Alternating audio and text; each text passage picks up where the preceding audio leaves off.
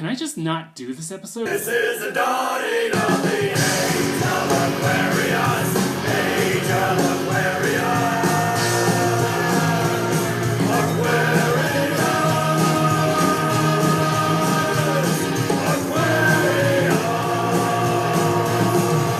Goofy, campy, one-off bubblegum pop hits were the bread and butter of mid to late 90s radio. You could blame a lot of factors: the rise of the internet leading to the fracturing of culture, the booming economy in the United States bringing about a mood of carefree insouciance, or the insufferably ironic hipstery posturing of the early part of the decade curdling into a more general lack of shame and taste across the board. Whatever it was, entertainment suddenly took a pretty sharp turn for the ridiculous. This is the part of the 90s where Jerry Springer got big. Wrestling was suddenly popular again. And the big pop sensation of the moment was Aqua. Sigh, Aqua, the scourge of European dance pop. The first and last word in stupid, tacky electronic dance songs about the nascent sexuality of children's plastic toys. This was one of those inescapable phenomena that was just too utterly weird and silly to ignore. People who lived through this group still have post-traumatic stress associated with them 21 years later. And I'm just barely exaggerating here. The number one thing I learned while researching Aqua is that people hate this group. Their biggest hit, Barbie Girl, has been featured on the following lists: 20 most annoying songs, 50 worst songs ever, worst songs of the 90s, and 10 songs that gave dance music a bad name. But surely this is all hyperbole. They couldn't have been that bad, could they? They sold 8 million copies. A song doesn't get that big purely on the strength of just being annoying. No, beyond surface-level catchiness, Aqua hit on something real and resonant. Not for long enough to have any staying power, of course, but deep enough that nobody who ever heard them forgot or recovered. The story of Aqua begins in late 80s Denmark. Two keyboardists/drum programmers named Klaus Noreen and Soren Rasted, who'd been working together for some time, collaborated on the soundtrack for a Danish film called Freak Frida. While working on the soundtrack, they brought in a vocalist named René Diff to help out, and he in turn introduced them to a Norwegian singer named Linnea Nyström, who he had met on a cruise. They all started a band called Joyspeed, and released a single called Itsy Bitsy Spider in 1994.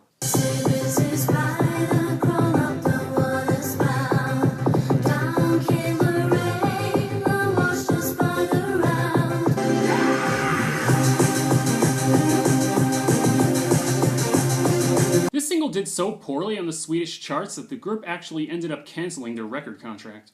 So they changed their sound and image to be more appealing to mainstream audiences, rechristened themselves Aqua, allegedly named after a poster of an aquarium that was hanging in their dressing room, and started releasing much more overtly poppy and catchy stuff, starting with the single Roses Are Red in 1996.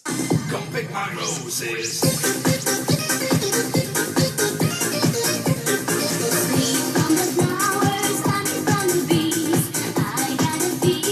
In their home country, at least, this strategy worked. This turned out to be the big success that they were looking for.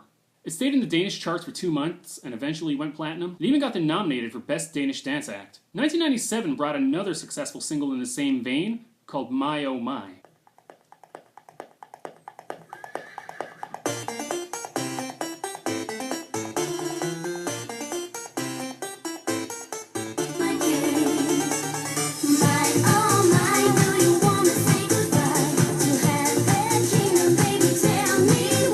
That's right, I just want to state here for the record that Aqua had no fewer than 2 successful singles in their home country before crossing over to the United States.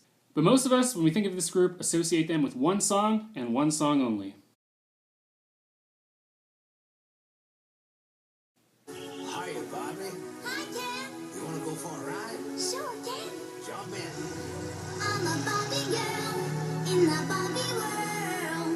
Life in plastic, it's fantastic. Before I start, let's call it deconstructing this song, I want to back up a little and explain what Aqua was apparently trying to do. See, even going back to their Joyspeed days, they were already reworking very familiar tunes and tropes from popular culture. The kind of stuff that even little kids recognize, and turning them into these banging club anthems. Like Roses Are Red. Take this children's poem, basically little more than a nursery rhyme, make a dance song out of it. Familiar idea plus dance beat equals profit. My Oh My was another step closer to getting the formula just right, taking this medieval sounding sort of theme, and positioning its male vocalist as a Robin Hood style folk hero. And that's a little quaint for 90s audiences, so clearly if they were going to break through on an international level, they were going to have to go with something a little more timely than that. Come on, Barbie, let's go party. I'm a Barbie girl in the Barbie world. Life is plastic, it's fantastic. Which brings us back to this. Barbie Girl. The Aqua single that debuted at number 7 on the Top 100, and broke the group through to the United States. This is where the zeitgeist was in 1997. How did things come to this? Well, like I said at the start of this video, the general culture was sort of shifting from the drab, homely, more down-to-earth styles of the early 90s over to the brighter, gaudier, more candy-colored fever dreams of the late 90s. And this was where a certain pop culture archetype began to emerge. That of the spoiled, superficial, materialistic, high-maintenance airhead. Paris Hilton before there was a Paris Hilton, basically. Clueless had been the most popular movie among young people a few years earlier, and then the year after this, Sex and the City premiered. So this kind of fit right in between those things. It's as if we had finally given ourselves permission to wantonly enjoy rampant, decadent consumerism once more. Fashion, glamour, luxury. Aqua knew that there was something in the water, and they distilled these themes down to one simple catchphrase.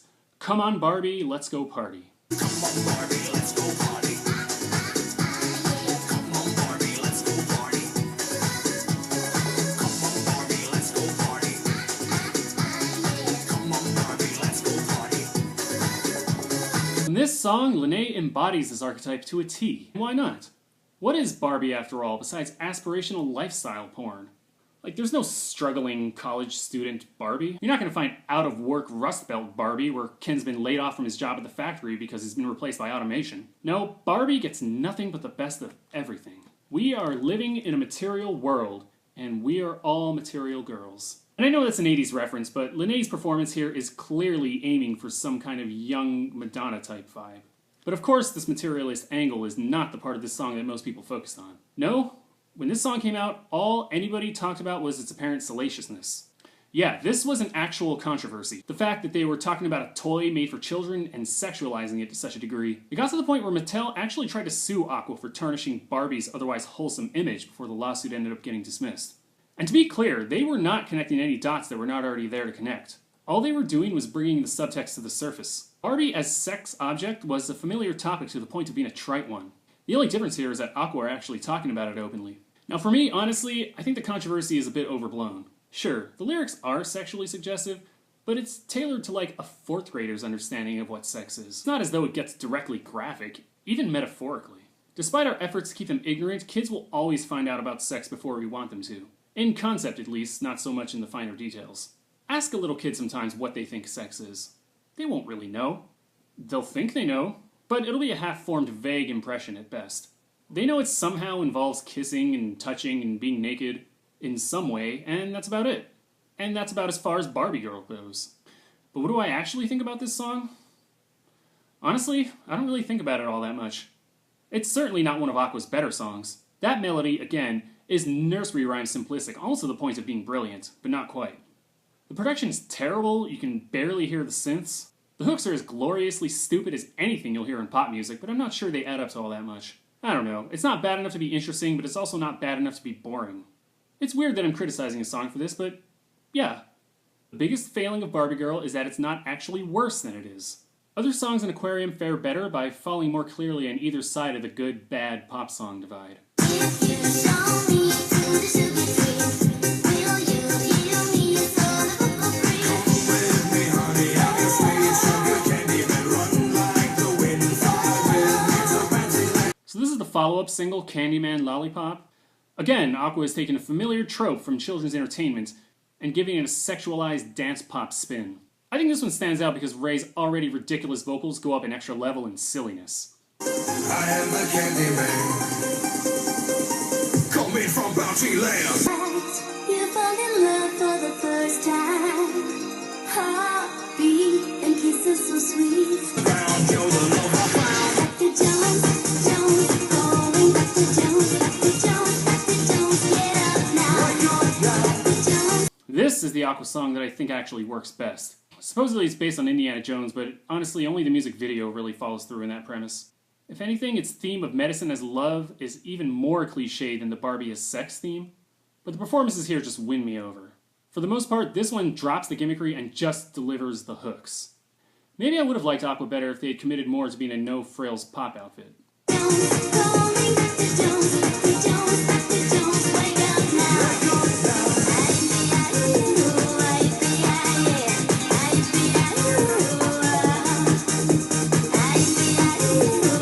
Unfortunately, a lot of their other album tracks come off as derivative or uninspired.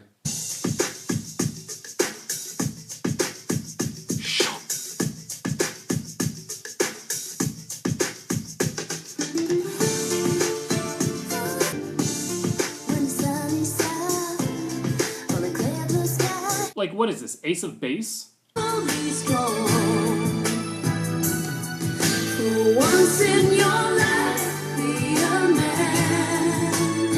Well, this is boring and overwrought.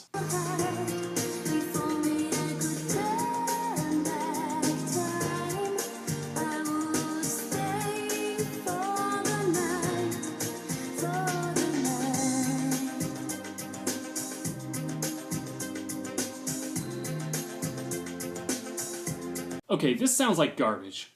I mean, maybe garbage is going a little too far, but it at least sounds like Sneaker Pimps. Tellingly, their first single from the next album was called Cartoon Heroes, so they were still doing the kitschy dance-pop version of children's entertainment thing into the new millennium. Aqua didn't release their follow-up album Aquarius until 2000, and they went on hiatus not long after that. Eventually, they went on to reunite in 2008 and 2016 minus Soren, and released a third album, Megalomania, in 2011. And according to the UK publication Metro, they have sold a total of 33 million units, making them the most successful Danish act of all time. But their legacy will always be Barbie Girl. And although it's been covered and imitated many times by later artists, they will never truly be another. It's just so dumb. God bless you, Danish weirdos. Till next time, I am Jacob, and this was Rad 90s Music. I'll see you sometime in the future.